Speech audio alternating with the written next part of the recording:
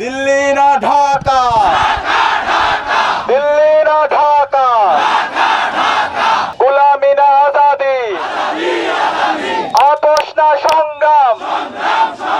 DUCSU VP Sadiq কায়েমের নেতৃত্বে সোমবার ২রা ফেব্রুয়ারি বেলা 12:30টায় নীলফামারীর সৈয়দপুরে গণভোটে হ্যাঁ এর পক্ষে ক্যাম্পেইন কার্যক্রম পরিচালিত হয়েছে।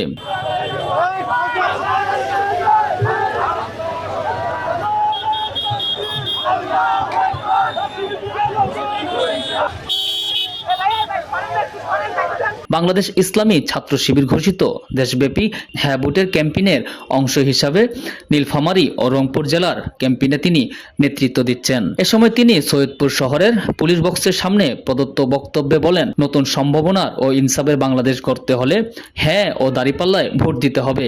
তাহলে আগামী স্বপ্নময় বাংলাদেশে জনগণের সরকার গঠনের মাধ্যমে উন্নয়নের প্রকৃত ধারা প্রবাহিত হবে। সেই গণভোটে আমরা হায়ের পক্ষে আমাদের রায় দিব। আমরা পারবো তো ইনশাআল্লাহ। এই হা মানে হলো আজাদি, এই হা মানে হলো ইনসাফ, এই হা মানে হলো শহীদ উসমান হাদি হত্যার বিচার, এই হা মানে হলো জনগণের যে ক্ষমতা সেই ক্ষমতা জনগণের হাতে তুলে দেওয়া। আগামীর বাংলাদেশ কিভাবে বিনির্মাণ হবে সেটা ঠিক করার জন্য আমাদের সঠিক প্রতিনিধিকে বাছাই করতে হবে। আমরা কি পারবো ইনশাআল্লাহ? আজকে উত্তরবঙ্গের অবারিত সম্ভাবনা থাকার পরও যোগ্য নেতৃত্বের অভাবে উত্তরবঙ্গের যে সম্ভাবনা সেই সম্ভাবনাকে যেভাবে কাজে লাগানো দরকার ছিল সেটা আমরা লাগাতে পারি নাই।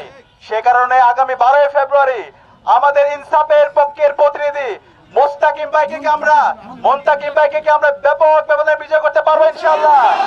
ইনশাআল্লাহ। মুস্তাকিম ভাইয়ের প্রতীক কি? ইনসাফের প্রতীক কি? তারুণ্যের প্রতীক কি?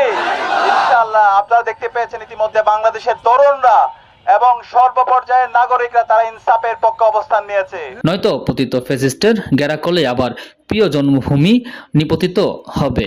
আগামী 12 ফেব্রুয়ারি যে নির্বাচন হবে সেই নির্বাচনে ইনসাফের প্রতিনিধি, ঐক্যবদ্ধ বাংলাদেশের প্রতিনিধি, দাঁড়িপাল্লার কান্ডারি, শাপলাকলির কান্ডারিদেরকে ব্যাপক ব্যবধানে বিজয় করার মাধ্যমে ডাক্তার শফিকুর রহমানের নেতৃত্বে আগামী ইনসাফের বাংলাদেশ বিনির্মাণ হবে ইনশাআল্লাহ।